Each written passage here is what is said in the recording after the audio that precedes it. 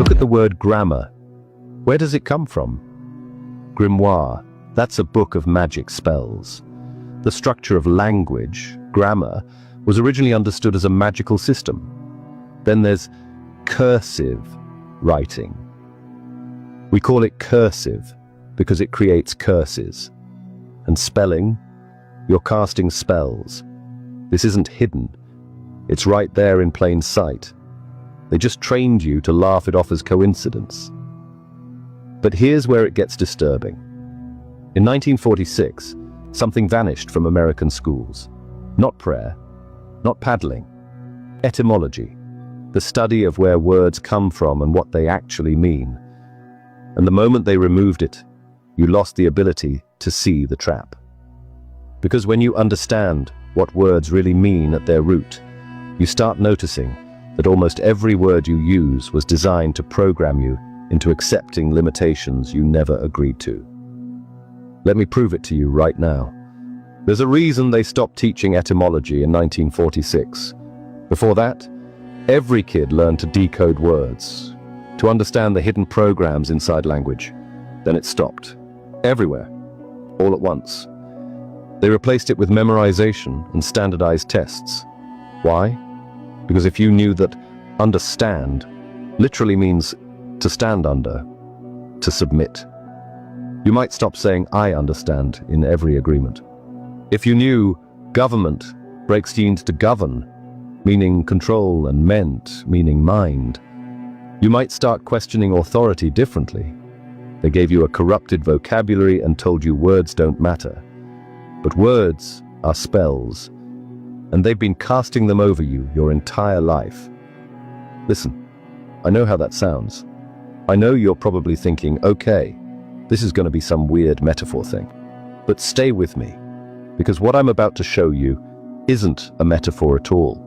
It's physics, it's biology, and they've systematically hidden it from you because once you understand that your words aren't describing reality, they're creating it, you become ungovernable. Here's the truth nobody's telling you. You've been doing the work, right? Like positive thinking. This means you're not lazy, and you're definitely not missing some secret ingredient. But here's what's happening. You've been using contaminated language that programs failure directly into your nervous system, and they did that on purpose. Think about it. You say, I'm trying to lose weight. What does your subconscious hear? Trying, attempting, but not succeeding. It means effort without result. You say, I want to be successful. Your body hears want, lack, desire, the state of not having. You say, I need more money. Your cells receive need, scarcity, desperation, emergency mode.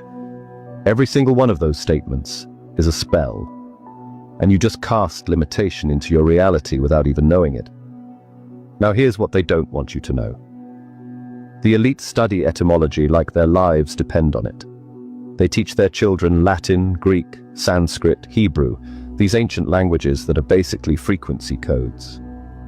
While they're learning to program reality, they give your kids text speak and emojis. They dumb down the vocabulary. They remove etymology from schools, and they tell you the biggest lie ever told. Sticks and stones may break my bones, but words will never hurt me. That's not protection. That's programming you to dismiss the most powerful force in your reality. Words aren't neutral. I need you to understand this. They're not just communication tools, they're technology. Frequency technology. Every word you speak creates an electromagnetic signature. Problem is, nobody told you that thoughts don't create reality. Words do. Because thoughts are made of words, right? You can't think without language. And if your language is corrupted, your thoughts are corrupted, which means your reality is corrupted. It's that simple. And get this, spelling and casting spells aren't coincidence. But once you decode even 5 words, you can't unsee it. Mortgage. Mort means death, like mortal mortuary. Gage means pledge, like engage. A binding agreement. Mortgage equals death pledge. You're signing a death pledge, and they call it that right to your face. Pharmacy comes from pharmakia, sorcery, witchcraft. Government equals govern, control, plus meant mind, mind control. They're telling you exactly what they're doing, and you're agreeing because nobody taught you to read the code. So here's what changes once you understand this. Once you get that language is literal, reality programming technology, you gain complete linguistic sovereignty. You stop speaking unconsciously. You stop signing invisible contracts. You stop casting limitation spells over your own life. You reclaim the creative power they've deliberately hidden from you. This isn't about positive thinking. Positive thinking is surface level.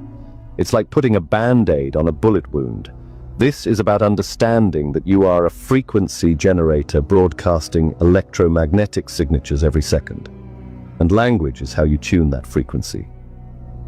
Some people manifest easily, and listen, it's not because they're more spiritual or more blessed. They just understand that every sentence is a contract with the universe, and the universe always says yes. Why decode language when you can just memorize what they tell you it means, right? Just trust us. This word means this. Don't ask where it came from. Don't ask what the roots are. Just memorize it and move on. This was coordinated. After World War II, after they saw what propaganda could do, how language could move entire nations, how words could convince people to do unspeakable things, they systematically removed linguistic literacy from education. Edward Bernays. You gotta know this name. Nephew of Sigmund Freud. Literally wrote the book on propaganda, public relations, he called it. He understood that controlling language controls populations. And his whole philosophy was this: a population that decodes language is dangerous. A population that understands etymology asks too many questions. They see through the manipulation. They recognize the spells being cast.